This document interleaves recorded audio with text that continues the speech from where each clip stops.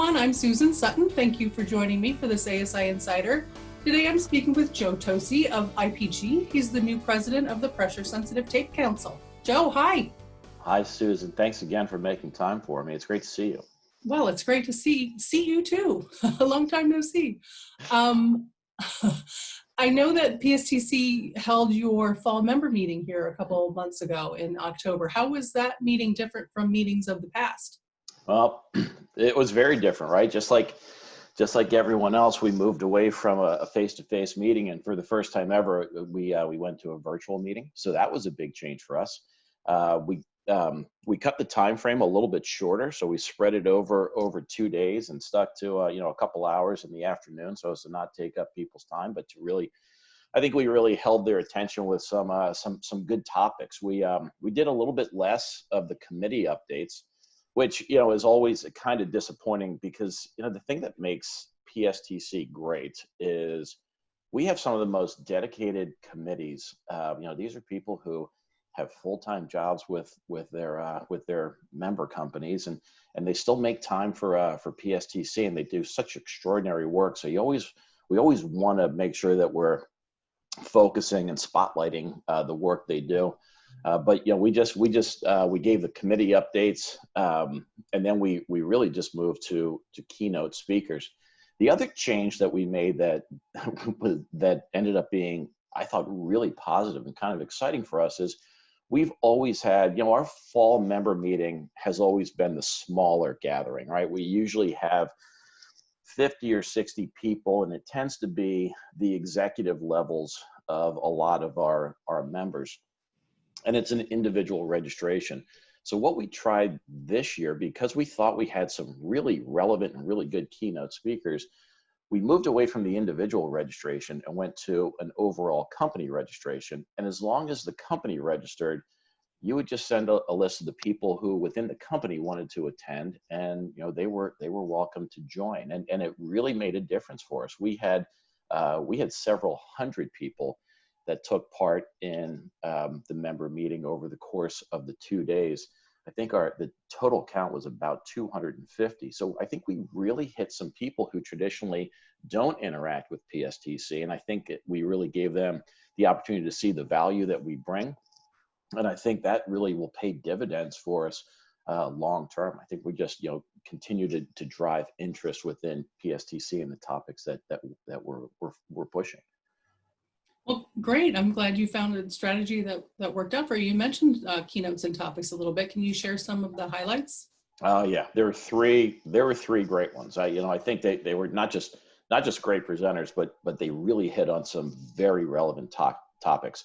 We have a relationship with ITR Economics. They tend to come on an annual basis, and we had Alex Shofsky from ITR Economics. He provided kind of a general outlook on the economy, which was really well received.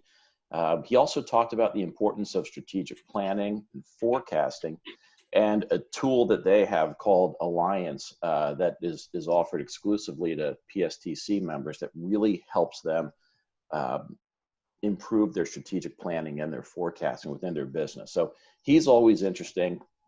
The other one we had was Norm Ornstein from the American Enterprise Institute, and he has followed politics for probably 50 years and is one of the most insightful people that you can talk to. And having him on about a week prior to the elections was really interesting, especially because it gave us the ability to pretty quickly look back and see how accurate he was. And turns out he was pretty spot on with what he predicted. But it was interesting. He kind of told us what to expect, and then he kind of gave his forward-looking forecast of what we should expect to see from a political landscape and a legislation standpoint with a new Democratic president coming into office, which he did predict.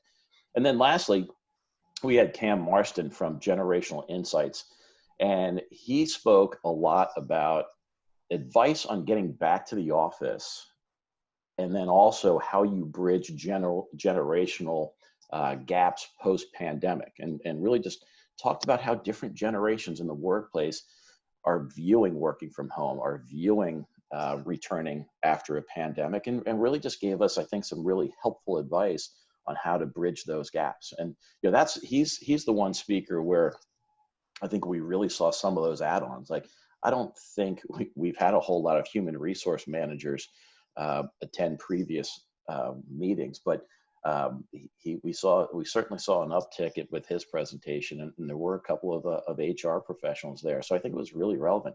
Yeah, the nice thing is on our website we did record all those presentations, and they are available for purchase for members who could not make the meeting itself.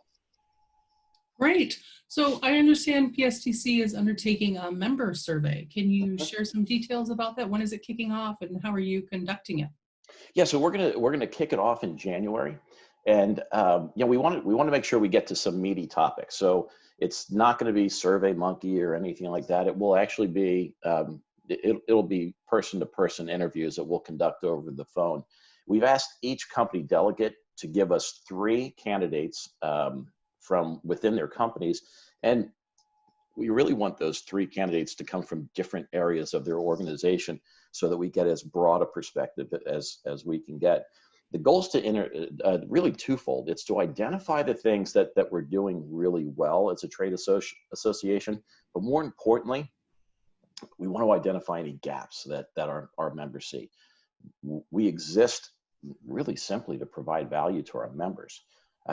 So it's really important that we stay aligned to that goal. So hearing kind of that voice of the member is vital to us. So you'll be taking the results and kind of looking at that and planning different activities, different areas of focus, that sort of thing? Yeah, so we'll use that to revisit our strategic plan in the first quarter as a board. Short story, we want to identify areas where we can provide additional value to our members. We've really evolved as an organization over the years. We're more than 40 years old, and when we first started, it was really about test methods and making sure that we all had consistent and standard test methods within the industry. And then we moved more on to technical education and knowledge. Recently we've added more of the commercial side. We're looking at how we grow our overall industry and what are some of the channels that we should specifically be digging into. So really, the goal here is to make sure that we continue to grow, continue to focus on things that will benefit our industry and benefit our members. But we always want to keep an eye on the past, and we want to make sure that we're not losing that focus on technical and on the education. That's really important to us. We think we do a really good job of providing education to a lot of our members, especially the smaller members who may not have the internal capabilities to provide a lot of that technical training and education. We think we can help there. Speaking of educational and technical information, how is planning coming along for Tape Week in the spring? It's nerve-wracking and exciting, right? So we were supposed to have our inaugural Tape Week this past May, and because of COVID, we had to cancel it. So now we're hoping to have our first ever Tape Week in May of next year. It'll be the week of May 3rd in Orlando at the Hilton Buena Vista Hotel.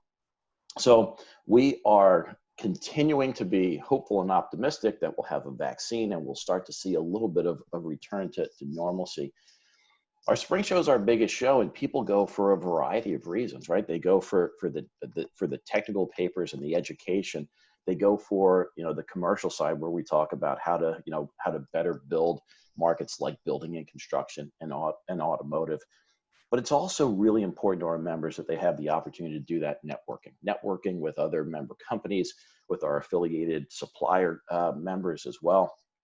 So that networking piece is really important to them. So we're hopeful that we can continue to meet in person, but we've also scaled the week back a little bit on the calendar. So instead of taking a whole week, we'll probably just spread it over 3 days.